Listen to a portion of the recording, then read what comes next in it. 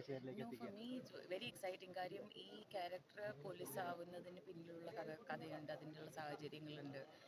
മാത്രമല്ല പോലീസ് ട്രെയിനിങ്ങും അല്ലെങ്കിൽ ഒരു പോലീസായിട്ട് അഭിനയിക്കുമ്പോൾ യൂണിഫോമിലായിട്ട് പോലീസായിട്ട് അഭിനയിക്കുന്നതിൻ്റെ മലയാള സിനിമയിൽ എസ്പെഷ്യലി ഭയങ്കര കരുത്തുള്ള പോലീസ് വേഷങ്ങൾ നമ്മൾ കണ്ടിട്ടുണ്ട്. സ്ത്രീ കഥാപാത്രങ്ങളാണെങ്കിലും പുരുഷ കഥാപാത്രമാണെങ്കിലും.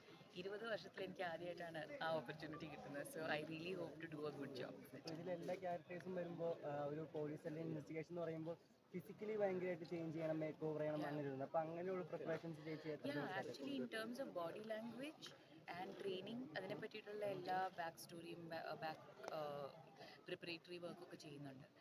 പക്ഷേ മോർ ഇമ്പോർട്ടൻ്റ്ലി ഈ ക്യാരക്ടറിന് ഭയങ്കരമായിട്ട് മുമ്പോട്ടേക്ക് നിൽക്കുന്ന സംഭവമാണ് അവരുടെ പാസ്റ്റും അവരുടെ ബാക്ക് സ്റ്റോറിയും. It's not only about being a police, പക്ഷെ being a police definitely effects ആ ഒരു ബോഡി ലാംഗ്വേജും വർക്ക്.